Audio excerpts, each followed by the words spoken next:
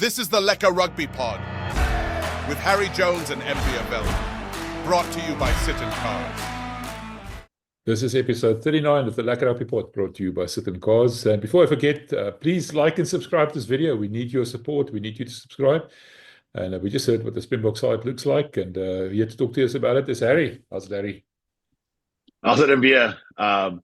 Did we have a winner last week on the prediction? That's the one I'm really curious about. Yeah, we did. Amanda Kluter, she won the prize, and she not only won R1,000, she also won R2,000 worth of service vouchers from Bosch Service Centre, certain causes. So, yeah, Andrea, thank you very much for helping us. We're going to have a chat with Amanda a little bit later, so look out for that. That's something to look forward to. And remember, this week there's another competition. You can predict score between England and South Africa, another R1,000, and maybe Andrea will throw in some extras. You never know. He's a generous man. So, yeah, thanks for that. Thanks for the support. My money's on Amanda Kluter. I'm just going to go whatever she says. Amanda is the sage. No, it's hard to guess scores. In fact, these autumn series typically have surprises in the margins, not just who wins, but it can sometimes blow out, or it can be like England versus Australia. Yeah, what a game, man. I mean, like I said to you last week, I'm not an Australian supporter or England supporter for any one of those teams, but I was actually spellbound by that game. And I actually felt, I told you it was a very funny, very strange phenomenon for me to actually support the Australians. I realized afterwards I was actually gunning for them to win. That's weird. I've never felt that before. I don't know what's wrong with me, like I said last time. I like that moment in a game where you're watching as a neutral, and then like, oh yeah, but I want this one to win. And it's revealed to you around an hour in, and you go, oh, no, I don't want to see England and Twickenham celebrating this today. I want to see them crying. Hey, listen, the pressure has amped up on several coaches, and one in particular that we're interested in is Steve Borthwick. We call it Twickenham Man. Twickenham Man is this mythical creature. He has like a quilted jacket, cranberry chinos, very nice loafers, like ridiculously expensive loafers. He drives his Ferrari or Lamborghini to Twickenham. It's not for far. He drives basically about a mile from his place in Richmond. But that man, Twickenham Man, season ticket holder, father before him and his father, they're good and they're fine. And they come to the functions and they have a little brandy and a sherry and they're good and they're shaking Steve Borthwick's hand. And then in 1 month, they change. And the key is, and Borthwick knows this very well, is then you have to produce. So it all sets up for an incredible, wonderful match against the Boks. And who would you prefer to face least if you're Borthwick? When you're coming out of an Australia game where you're scrum creek to go, oh, now we got the Boks against, it's scrum. You're coming against a game where you found it difficult to keep up with Australian speed on the edges. And you go, oh, okay. I wonder if there's some Lekkerbacks, and then you're up against a team where your own players know how good they are because you have Jasper Wiese, who was the Premiership Player of the Year a couple of times. You know how Archie Snyman is because of the European Champions Cups. It just keeps rolling on for you. So I have no empathy for England or Steve Borthwick. I'm just saying you can see why the pressure would go from 1 ton to 2 tons to 3 tons this time. Yeah, I see there's now calls to limit the total pack weight to 2,000, or total team weight, I think, to 2,000 kilograms, something stupid. That's our friend Steve Jones spilling his whatever wisdom over there. We had a bit of a say there. My friend Simon took him on yesterday in the Rockford podcast. That was quite funny in Afrikaans nogal. And he left him an English message. I don't know if he saw it. I'm sure he didn't, but better that he didn't, maybe. No, I haven't seen it. What did Simon say about me? No, he just told him basically to F off. Simon takes no prisoners. He does not like the English. He calls them the bleekbene, the white legs. And the thing about all those critiques from England about the way that the squad works, the bench works, they're actually factually wrong. So a week ago against Scotland, we had the smaller pack to start. That was obvious to the eye, but also when you look at the tail of the tape, it's obvious. Shorter, lighter. The key to the bomb squad is not, even though visually it looks like it's all about bringing on heavies. Here's here's my guerrilla bouncers coming on to clear the club. It's really not about that. It's to allow the beginning guys to just shoot their wad, just play as much as they want and then go. It's about managing team structure within a tournament. If you think of the Autumn Nation Series as kind of a tournament or tour, this was always setting up what happens this week. And the other thing is, it depends on small forwards and incredibly fit and versatile backs. So you can try to do a 7-1 if you're England. You're going to fail because you don't have a Quagga. It's not because you don't have a Wilco. England has big, giant, beefy forwards. They don't have the incredibly skillful forward that can play as a center or a wing. And they don't have as much versatility in their backs because their backs tend to be what they are. Even Marcus Smith, who's an incredibly talented guy, I love watching him play. When you put him at fullback, he makes 2 big errors. Wallabies score and they win. Whereas if you put Grant Williams somewhere, you put Kobus Reinach somewhere, you shift Andre over to 12, you tell Billy he's going to be the playmaker, or you tell Fassi to play wing, it's all going to work fine. And so this has been built over years. It's a much more cerebral and smart rugby construction, like a doctrine, than it is about, oh, we got 6 big oaks going to run on and we're going to kill you. That's not really what the bomb squad's all about. No, I agree. I just wanted to say, you talked about the Twickenham man. Another Twickenham man that I'm going to be talking to later today is Captain Springbok, one of your friends and fellow rugby pundits on Twitter. Lives in England, South African supporter. He says he's a guy who made the Rassie song up. So that's we're going to talk about that a little bit just now. So watch out for that. I'm looking forward to talking to you about that. Right, so the Springboks announced their team. And I think let's start with the forwards. The biggest surprise for me is we all thought maybe Thomas, maybe Vincent Koch. Wilco gets a run on start, and his first test back since 2021. Yeah, I'm happy to say that I did talk about that early, and I predicted this. He's the most destructive scrumming prop right now going in England. And so it's interesting. There's a mind game there too, right? If you put a guy who's already better than you at a thing called scrum in your own home country, and now you give him that extra leg, which is the green and gold, put that thing on, now you're stronger.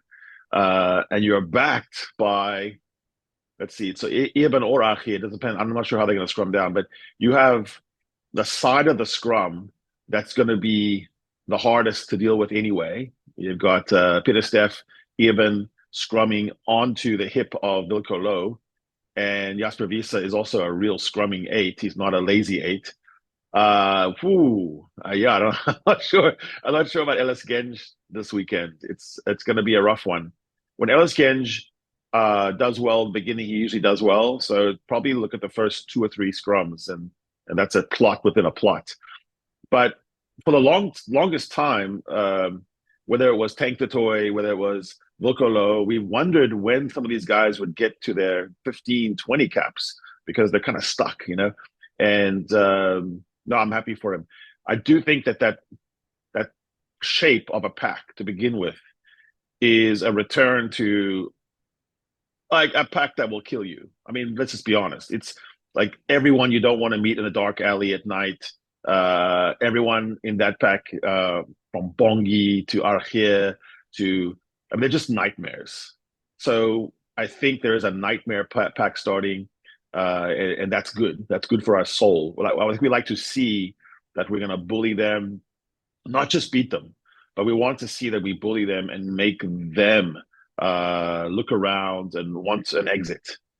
So by the time the bomb squad comes on, which is now anchored by your guy Elrigh Louw, interestingly enough, he's become a glue guy. We're wondering whether it was going to be Marco van Staden. We wondered if it was going to be Ben Jason Dixon. We wondered if it was going to be any number of people. Ruiz, like there were people we bandied about for 2 years. And, Quagga Smith has his merits, but the idea of a guy who could be a lock or a flank and kind of fit in anywhere, that appears to be low. So, no, listen, I like it, but this one is all front loaded. This is a pack that's coming out to dominate you from minute 1 to about minute 60. I just want to ask you something that I'm sort of wondering about. Wilco Louw wasn't in the initial squad that was selected to go on this tour. France was injured, and then instead of one, he replaced France with Wilco and Johan Grobbelaar. And now Wilco gets a run on Test. What does it say? Do you think their plans changed a little bit, or you know where I'm going with this? The guy wasn't even a squad, now gets a run on Test in the biggest game of the series. So I think of three things here. Number one, there are things that are long-range planning orientated that the Boks do very well, building depth, stratified skill sets, long-term planning. And then there are things, secondly, I think that are more tactical, in the moment, who's training better. I think Coach Schumann is really good at discerning who's up in the scrums because they have proper scrum wars for a week. And so he might have seen something. He also might have seen something scouting England where he thought, okay, this is perfect.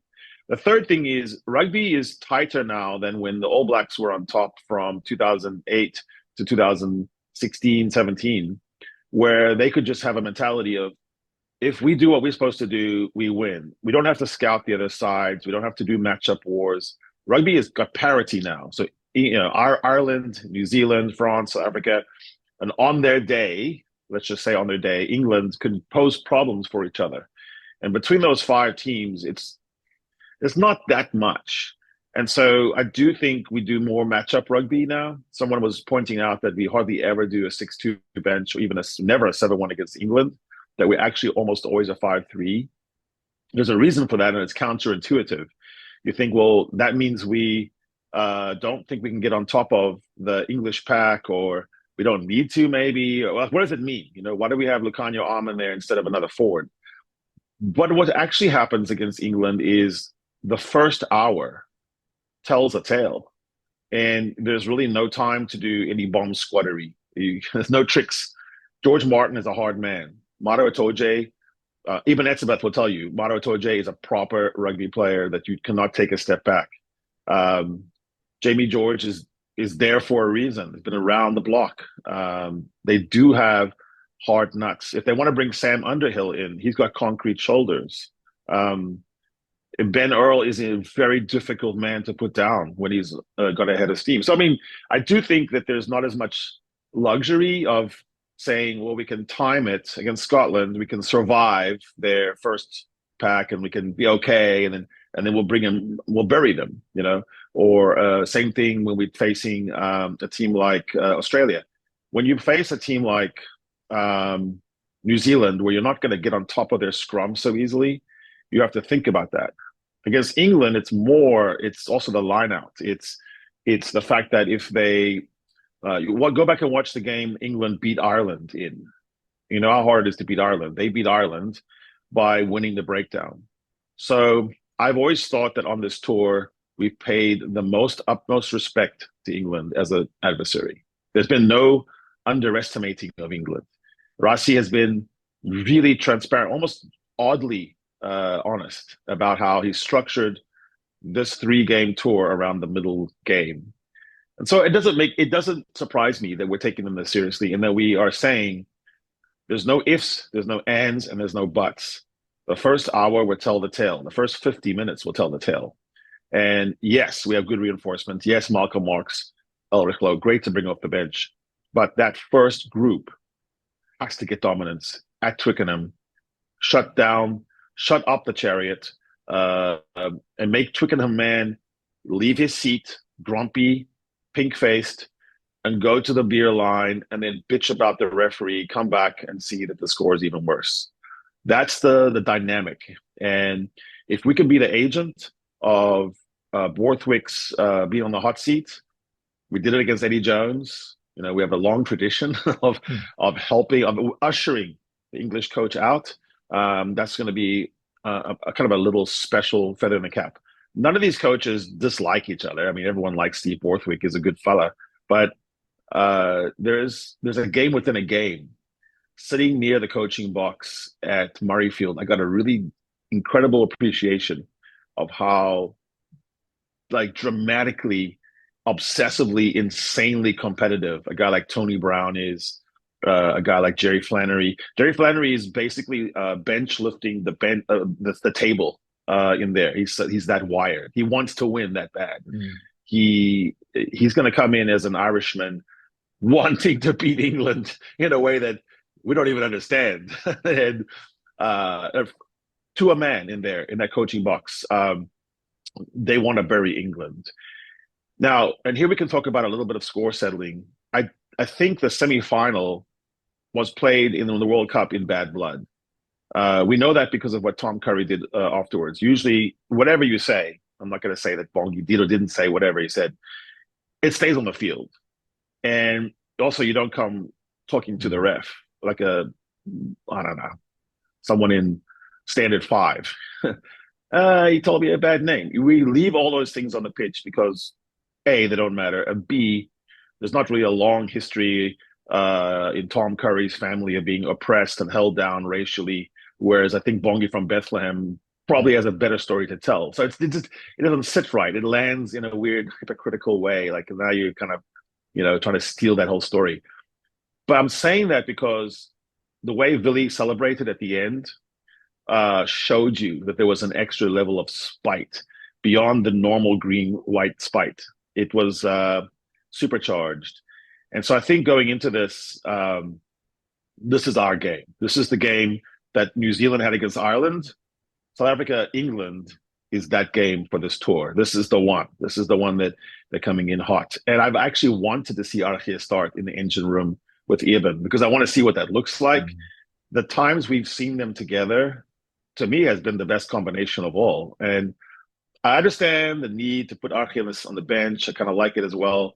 But I also kind of think that unless there could be a dramatic revival of Louws or Ruan Nortje is still, I think, learning his trade. Man, I love Eben and Elrigh because there's physical dominance, there's quiet confidence, and your line-out ball is so clean because all you got to do, even on a one-man lift, is get Elrigh up in the sky, and he's taking every arm battle.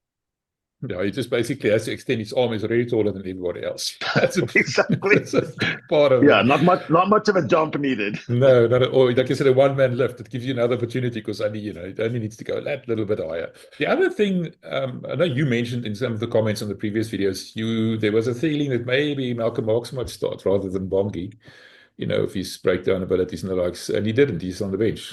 Thoughts on that? Yeah, I think that the coaches rate Bongi's scrumming ability the best of the two, the better of the two. Malcolm's no slouch in the scrum. No, neither one of them have big deficits. They also, under pressure, I think, find that the throw at lineout's going to be a little better. And I think the combination, the way loose heads and hookers scrum together, so Ox and Bongi as a unit, just think of them more as a unit. It can really pierce the collarbone and the armpit of the English tight head from their hooker. So their goal is to split. And there's actually a way that a similar size hooker and a prop can fit together. This gets into the way the arm can go around and the way the two heads can be so close. If they can get that gap between the Bongi's head and Ox's head close enough, with both of them lacking a neck and having extremely, narrow shoulders, really for their size, they can really burrow in there like a mole, like a hedgehog, get in there. And so I think there's something there. You'll see Human's fingerprints all over that. He's a devious man. I love him. And then you have the big bulwark on the other side. The biggest legs in rugby that's not Samoan, Tongan, or Fijian, Wilco Louw. When they strap his leg, they have to go out and get extra strapping just to get that first one around. It's that big. So, I think that's what we're looking at is ding-dong battle, real scrum, drama. I would say that Twickenham man sitting there with his puff jacket and his loafers, he is also, just like us, looking forward to the first scrum. See, some teams dread the scrum. The reason why your biggest song is about a chariot is you think you have a chariot. English rugby has always prided itself on scrummaging, like it was a Ted Sheridan, those kind of guys, like guys who could put you to sleep at the scrum. And so they are up for it. They're not going to shirk the challenge. It's not like Scotland where they're really hoping there's not a scrum. England wants a scrum too. So, what we should also welcome is the pageantry of this game. There's something really magical about England hosting South Africa.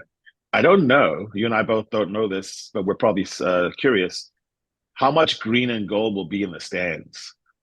It's been interesting this whole year. I want someone to go and find the percentage of crowds in Australia that were green and gold, the percentage at Murrayfield, the percentage in all these different places that were not usually that represented. And it's been phenomenal. So I'm really looking forward to, at Anthems is where I think you can kind of tell how many folks are there. How many Veldschooner are in the crowd? That diaspora that you're talking about is exactly the reason why you and I started talking to each other, because South Africans are all over the world and they're now sort of keeping out of the woodwork everywhere. I told you last week against Scotland how well the anthem sounded over on the TV. So you can clearly see, you were there, you know what I'm talking about here. I wanted to ask you, I was interested to see, we saw Ruan coming back, Elrigh coming back from the Springboks now and being so much improved players, almost matured players. You know what I'm going with this. I'm interested to see what Wilco is gonna be like coming back. Being under Don's tutelage, if you want to call it that. I'm interested to see that dynamic. Yeah, that's a great point. So you look at some of the test coaches across the landscape, and you see the setups that make players better. It's not just picking really great players and then they come together and great players make great players, iron sharpens iron, that kind of thing. No, there's like specific technical details in the Springbok camp for 6-7 years now on defensive reading, tackling, the judo of tackling, actually using body weight, finishing your tackle in a different way than is being taught at Stormers or Bulls or Sharks. And so that's trickled down, that sort of IP. I think also there's players coaching players. And so you have interesting dynamics now where you have an older, wiser Pollard sitting down with a Manie Bok. And guys, they're good friends. So there's no, we like invent things sometimes in South Africa. These guys like each other. They share tricks. All the nines. Just think about Kobus, Baf, Grant, and Jaden. And they're sharing different methods and techniques. You don't get that back at Province. I mean, there's no way to do that. Like when Kobus is talking to you about things he learned in Montpellier, or you have Faf talking about something he picked up his time in Sale, England. These are interesting conversations, and all the players, the ones I've talked to, tell me that they love having these conversations with a guy like Billy LaRue, who played so much rugby in England. He knows tendencies. So even if he's not picked for that week, we know Billy. He's a good man. He's going to sit down and give as much as he can in practice. Simulating opposition, but also just telling people little tiny tricks. Like when you go to the ruck, Grant, do this one thing, I want your elbow to say this. And then that's going to bring someone on, so one of their loosies going to come offside. There's ways to do things that are interesting. I love this era of Bok rugby. I love that it's engaged and aligned. I feel like I've never really looked forward to these end-of-year tours as much. I've always kind of thought of them as, oh, no, you got to get through it. They're on their last legs. And now, we're looking at something that's really interesting, and I just cannot wait for this weekend. One thing I wanted to ask you, we struggled in the lineouts against Scotland. Bongi didn't throw that well. Franco was managing the lineouts, but he got a very late call up because we know everyone was injured very late in the week. With Elrigh being there, Elrigh is not known for his lineout calling. Do you think the lineouts will be any better, and are they going to stick to the four-man lineouts? They do like the four-man lineouts as an attack scheme. Like it allows you to show things, and then produce later. So you set up a play that happens in the minute 40 by the lineout that you show at minute 4 and 8. And the belief, the Tony Brown belief is, in the end, losing a few lineouts is not as important as people think. Victor Matfield belongs to the school of thought that you take each component of rugby as a discrete pod. It's very Heineke Meyer. It's almost like NFL, where you grade special teams and you grade every little component of American football into these little stratified things.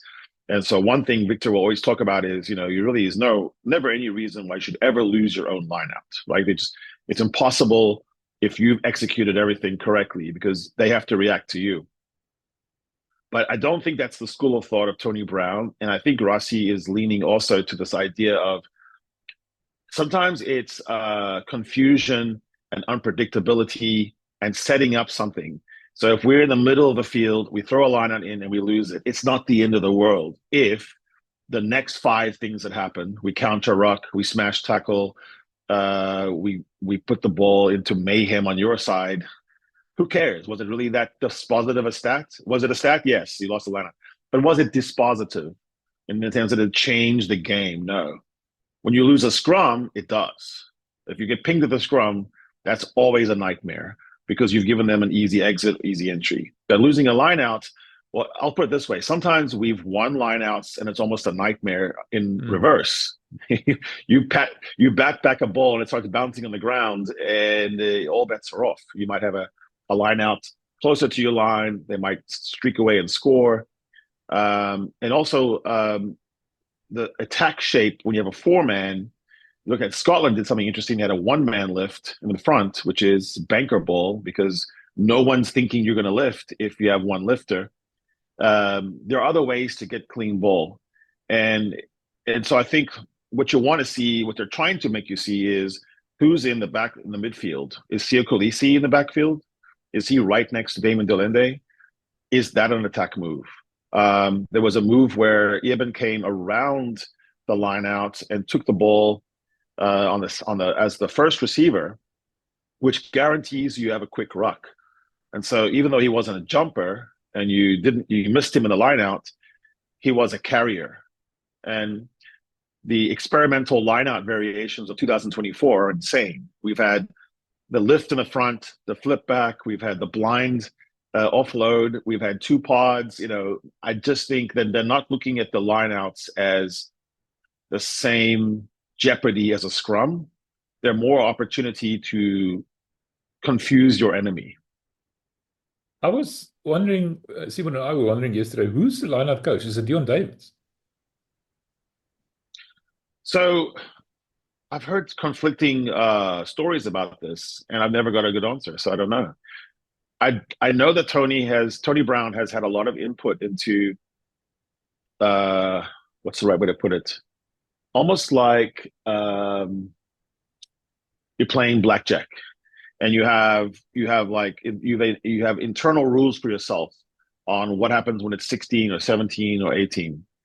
I hear Tony Brown has given people an attack plan on the lineouts where when we're in this situation, I want you to do this, and I want you to do it quicker. I don't want to have a whole huddle. I don't want to ceremonialize the lineout call and make everything about whether you get that ball into that guy's hands 21 feet above the air. Move it. But I generally want you to do is go front or go back or throw over, but go and get it done. And I think on this one, Victor agrees with him, is long is bad in the whole thought process of a lineout. It gives your opponent way too much time. For a guy like Victor back in the day, it gave him so many clues and hints and tells, oh, okay, I know where you're going. And so the other thing is Tony Brown and Coach Stick believes we have a fitness edge now, and that fitness edge needs to be exploited. So get to the line out quick. If we stuff one up, don't think that's the be all and end all. If that's your favorite stat, you're always going to start with that stat on your dashboard. Move it down to like 10 or 13. It's not the most important stat. One of the most important stats for Tony Brown is launches, attack launches from favorable positions of promise on the field. That the second third, the middle third of the field, if we can launch as many attacks and a guy like Fassi gets the ball in space, 5 times instead of 1, it's going to be a bad day for the English. It doesn't matter about this mentality of errors and exalting the idea of errors, but give us more opportunities of attack from positions where we're not going to get hurt, where a turnover is not going to get us pinged for 3, where no one gets to run away with the ball. But if we're launching enough of those, and we have different looks, that's why he's wanting to intersperse forward carriers with back carriers, because I think Tony Brown, looking at the talent at his disposal, has decided that he needs to use his Kiwi attack brain differently and use some of the special talents of an Elrigh Snyman, for example. If you think of Elrigh Snyman as the world's biggest center, he's better than any other center going at the offload, because you simply cannot stop it. He's gonna get the offload off. There's no way to high. You can't hold him. Yeah. Climb on, and he's big now. He's big. I don't know how much he weighs exactly now, but it's bigger than it used to be. And so even if you try to smash him in the hips or the legs, he's not necessarily going down. So I do think right now we're looking at the longer game of attack plan, and they are resisting this, percentage game on the lineouts and giving you more of like a wild barbecue braai menu where there's everything, all the above. Let's throw lamb chops, ribs, and everything in there and see what happens in the fire. And the theory is that a team like England, which is highly regimented and needs to be in the right place and approach things, is they're not gonna know what they're seeing. And you saw what happened with the Wallabies. That's kind of what the Wallabies did. The Wallabies just threw all the shrimp on the barbie and said, what happens now? And it was very difficult for Henry Slade to know how to play the blitz. The English looked knackered. About an hour in, I just wrote down, there is no way England can keep this pace up. Even if they keep scoring a little bit, in the end, they're going to have trouble against Australia because the Australians were fitter. I don't know what it is about playing in Japan, but it looks like every single Bok that's located in Japan right now is tremendously fit.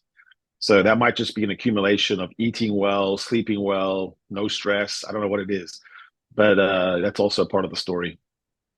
Yeah, that's interesting. I spoke to Andre Pretorius yesterday. We discussed the Bok defense under Jerry Flannery, what's different and what's working, what's not working. And one of the things that he said there was England not adapting properly to this rush defense. They're neither fish nor fowl. They're either doing a little bit of rush and they're doing a bit of the other more old-fashioned. They're not really committed. And that try specifically about that Flickitau or Ikitau was directly attributed to Henry Slade, going for the pod first and then going for the replacement 10. And that's part of that confusion that you referred to now. That is definitely part of it.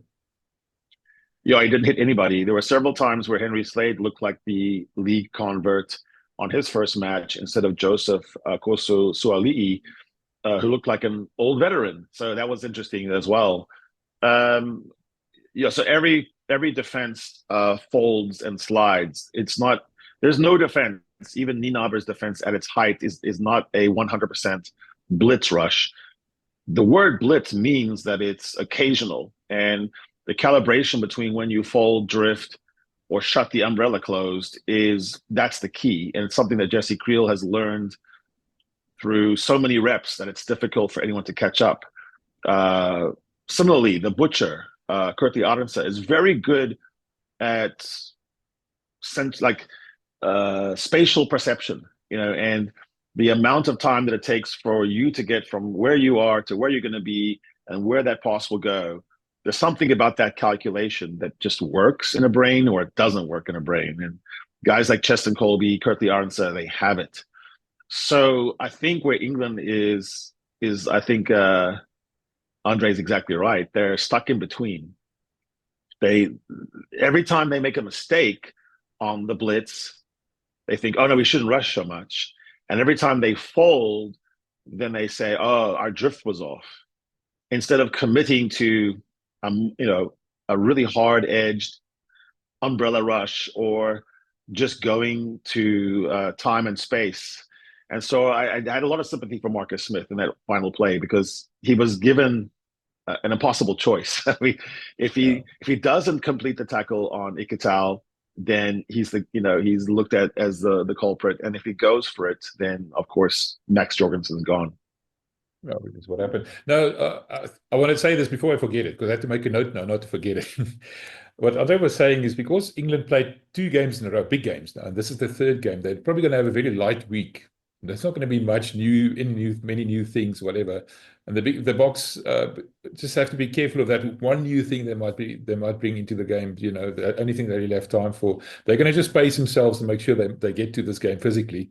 Do you think there's a chance of any of that kind of a surprise popping up?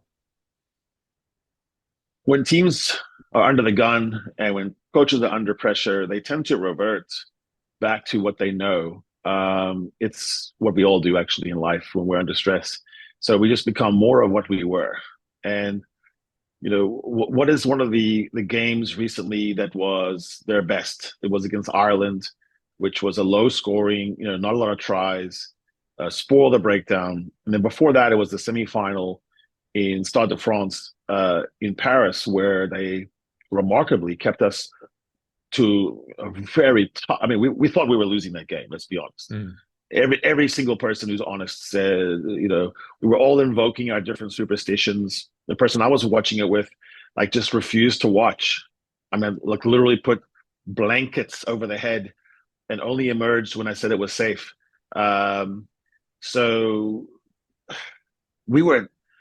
Every single player who was on the field there says that we thought, I think we lost it. I think we're about to lose it. We're going to dig deep.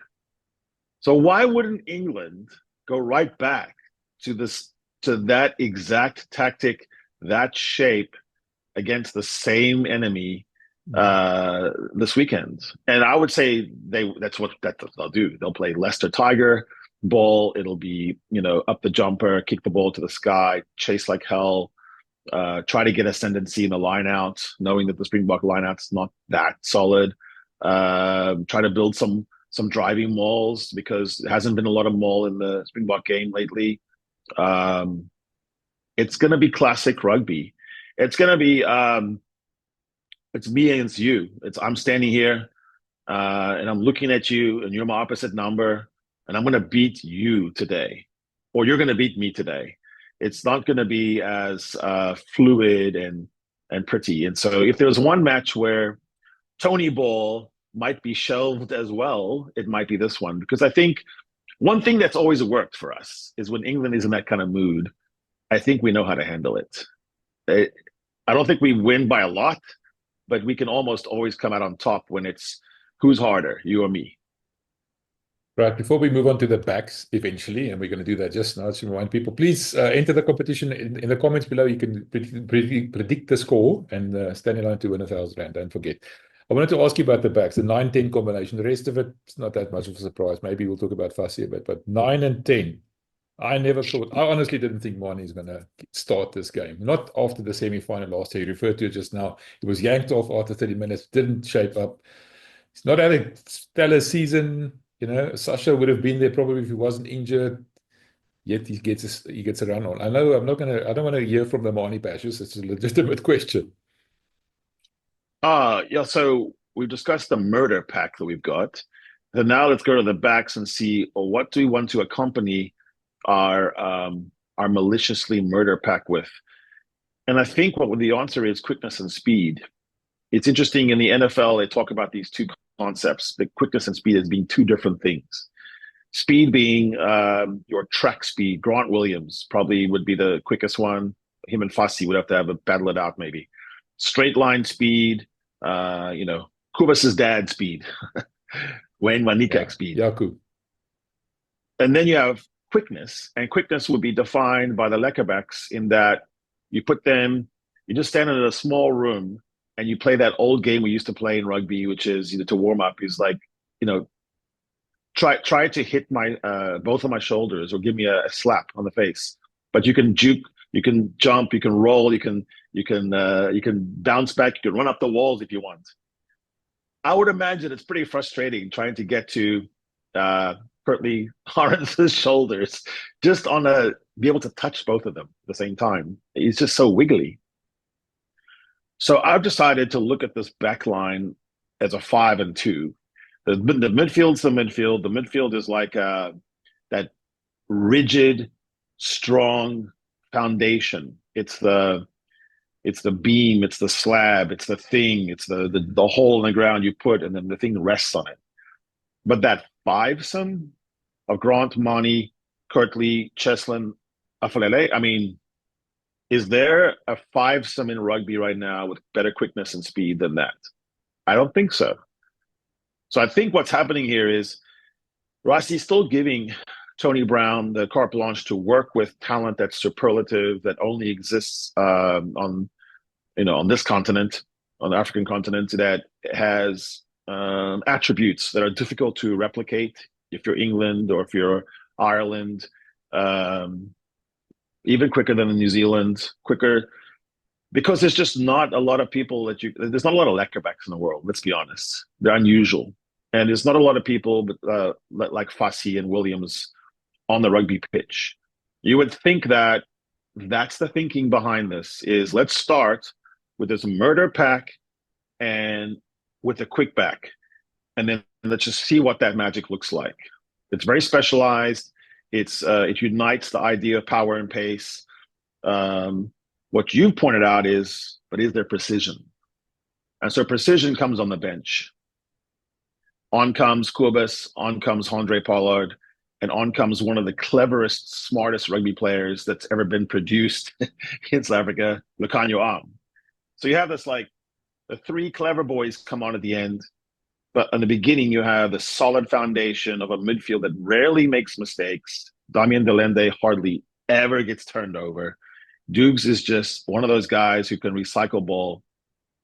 Clearly better than Andre Essays and at test level of making decisions whether to take contact or not, to put grubbers through or not, and doesn't try for that extra yard that gets you turned over. You just got a good internal sense of when it's too much. So if you're a Lucy, if you're a prop that's a little bit gassed and you have to clean the next ruck, you like Damian Delende because he gives you the perfect target. He's a target ruck center. So you have that foundation, and then you have the no escort law now, which will. Manie's not always the best up and under kicker, but he's really good at diagonals and awkward kicks. The side of the boot, looking over here, kicking over there. There's a lot of things that you would think that could happen on kick chase. And but if he wants to put up high balls, or Williams can do the same thing. Fassi chasing those things where they're not allowed to have escorts. Fassi's a guy that escorts are designed for. I mean, if you think about the idea of escorting and shepherding and guiding and having a group of bouncers protecting a catcher, it's Fassi. This is a guy like Fassi that you're worried about, because you just need to give him no launch. But if you give him 3 or 4 steps before the ball is landing in that landing zone, it's difficult to keep him out of the contest zone. So I think you can play several ways. The weather is going to be a factor. I think it will be wet and cold. So I would expect to see a lot of box kicks. Sorry, fans, but that's what's going to happen. And then you're looking for spilled ball. And it's on those broken plays that I think the speed and quickness of a guy like Williams, Fassi, Arendse, and Colby is going to be deadly. Yeah, I don't want to sound like a broken record, but you mentioned that Manie's not so good at box kicks, but he's good at no-look cross kicks and everything else, but he's not so good at kicking at poles. It's going to be a wet game, it's going to be a cold game, it's going to be a close game. You said it as well. And that 3-6-9, and then maybe score a try or two, you're going to want to build that lead. What do we do? Who's the backup now if Manie's kicking boots stayed at home? Cheslin. Yeah, I think that Cheslin is the number 2 kicker, the backup kicker. There are other people who kick. I mean, Delende actually kicks for his club in Japan and has a very high percentage. I think they're not thinking that way. So I think this is setting up a situation where they can bring on Pollard at any time they want because it's 5-3. So if it's 7-1, they got to hold back. If it's 6-2, they got to think again. If it's 5-3, they can bring him on for anything they want at any time and hold back Lukhanyo. for the versatility pick. So I think that's what's happening here. And they are saying to Manie, I think this is a statement of extreme confidence. And I don't necessarily fault it. I think if you're going to have a guy in your squad and he's your backup guy and he's your number 2 guy, and then you say, yeah, but you're perfectly suited for England because you're kind of a Marcus Smith type, but better. You know, you're a bit quicker than Marcus. Yeah, it's an interesting play. I don't hate it. I understand that the risk is the kicking from the tee, and then what you're saying is, okay, so here's my remedy. It's Handré in the wings. To some extent, you'd say, let's replay the semifinal. Like we could look at this as, let's replay the semifinal and see who does better. You remember when you talked about Ireland, it was the revenge and the redemption and all those kind of Manie's redemption, chance of redemption, yeah. Let's just all say this. Don't we hope that he does? Yeah, I mean, no, absolutely. I want to see Manie have such a big smile at the end of this. I want him to be mobbed by his teammates. I hope he has the man of the match. But I don't really care who's the man of the match. I just want people to do their best. And I think you're looking across this team, and a couple of people stick out. One is Elrigh Snyman has found new levels lately in every parts of his game. So it's hard to look beyond him as the possible man of the match. Jasper Wiese, if it's bad weather, it's cold, it's wet, is the kind of guy you could see having a monster match. He's also rounding into form. And you look at the backs, and Fassi is one of those players, and so is Libbok, where sometimes everything just goes right for them. Sometimes it seems like things go wrong for them too. So that's the big mystery. I suppose the 3 people on the bench are considered to be mentally strong, very low on error rate. You seldom see Lucanio make a mistake in defense. You almost never see Handré miss a kick that really counts.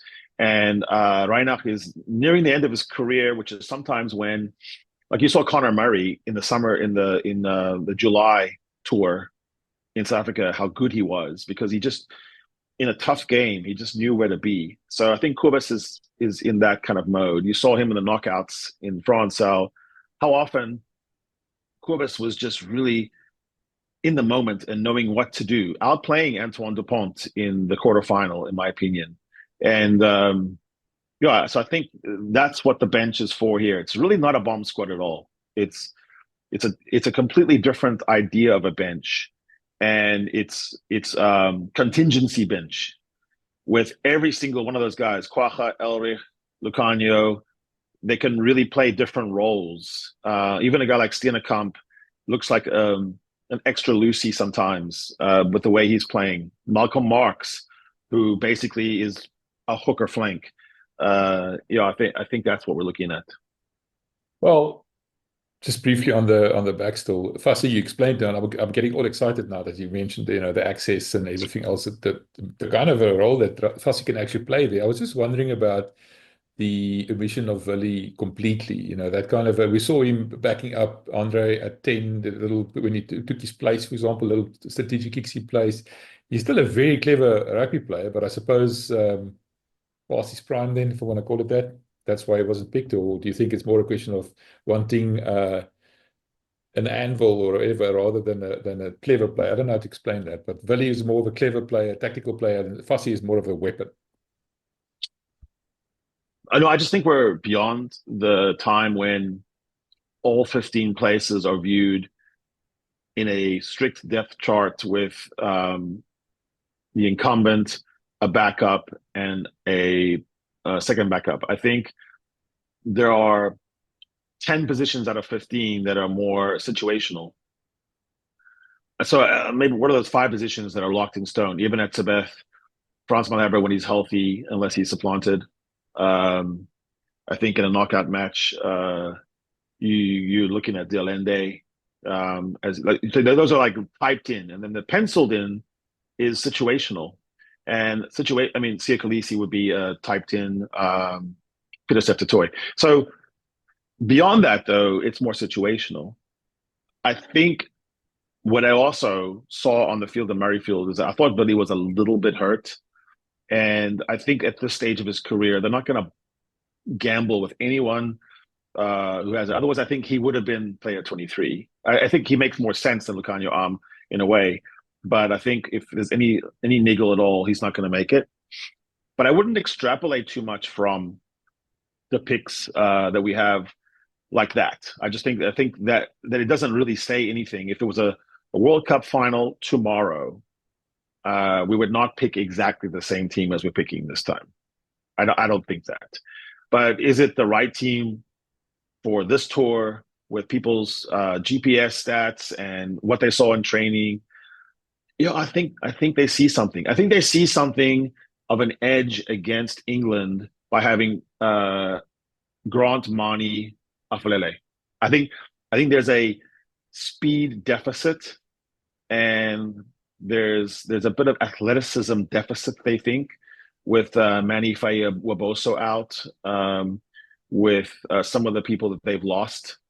I think they see some holes in guys like Furbank, Freeman, that they can penetrate. And the one thing Australia did show us is if you just put pedal to the metal and you gas England and you actually attack from the off and you never stop, there's lots of holes there. And you would back the Boks to do better than Australia against England. Right, we've covered the bench, I think, mostly. The one standout thing for the bench, though, is you mentioned right at the beginning, Elrigh is the anchor of this bench. Elrigh is going to have to play several different roles, or be asked maybe to play several different roles. And you bumped into certain players. Tell me about that choice of it, yeah. My impression of Elrigh Louw, and it wasn't a very long encounter, is he seems smart. And maybe someone can tell me that he was a top student in school. Who knows? Smart in the kind of he assesses things well, like even a person, a situation. I think in the end, with all these great athletes in loose forward that 2 years ago, 1 year ago, 6 months ago, that Rassie and his guys had to look at. Jerry, I think, also was a big voice in this one. Elrigh is interesting because of all those potential youngsters coming up, he's the one that seems to have, if it was reality TV, he's like in the final episode. It's because it's not just athleticism. It's not just your bench press, your yards after contact, your ability to handle this set piece or the line out. There's a mental template that seems to be important to Bok 2024 more than any other time period. And Elrigh seems to be that guy that can assess situations, don't get carded, don't lose your head, don't panic, don't do something stupid, but be super aggressive at the same time. I don't know how you explain that. It's like people, I'm a decent golfer. People say, how do you play? Like, help me, Harry. I'm like, hit the fuck out of the ball in a controlled manner. Yeah. No, be a Springbok. Whatever that is. Yeah. So Elrigh Louw seems to be like, Jan Ellis. He's an inheritor of a long tradition of guys who are pretty quiet. But when they look at you, and you're just close up and you're looking at the guy, and you can take a measure of a guy, he looks like trouble. If you had to mess with him, you'd need a tool. All right, Harry, tell me, we've now covered everything. We know sort of what to expect from England. Your prediction? I'm going to channel my inner Amanda Klute, and I'm going to say Boks will score more than 22 points, and I will say that England will not score more than 12. Okay, I like it. Let's hear what Amanda had to say. She was quite excited to talk to me. It's time to announce the winner of our competition, where we had to predict the score between Scotland and South Africa, brought to you by Sit and Cars. And the winner is Amanda Klute. Welcome, Amanda. Hi, Emir. Thank you so much. It is a great pleasure being here and to be announced as the winner. Thank you, Sit and Cars. That is very nice. I'm really glad and I appreciate this sponsorship. Thank you. Well, I've got news for you. You not only won 1,000 Rand, that was the prize originally, but you've also won an additional 2,000 Rand in car service vouchers with Sit and Cars' Bosch Service Centre in Gesina. Wow. Yes, that is really unexpected. And I'm really speechless. Thank you for this extra. You know what? I'm very, I appreciate this very much. So we must get people to participate. We've got another competition running this week, England versus South Africa. You can predict the score. You can win another R1,000, and you never know, certain cars might throw in something extra as well for next time. Thank you for participating, Amanda. It's been a pleasure talking to you. Thank you. And thank you for you. And thank you, Sit-in Cars. I appreciate everything. Thank you. Right, guys. My friend Sean Larkin in Australia keeps reminding me that I don't ask people to like and subscribe. So please subscribe to this video so that I can make Sean a happy man. Thanks for that. Thanks, Harry. Appreciate the time. Always good to see you. This is the Lekker Rugby Cheers. Pod with Harry Jones and Mbia Vellum. Brought to you by Sit-in Cars.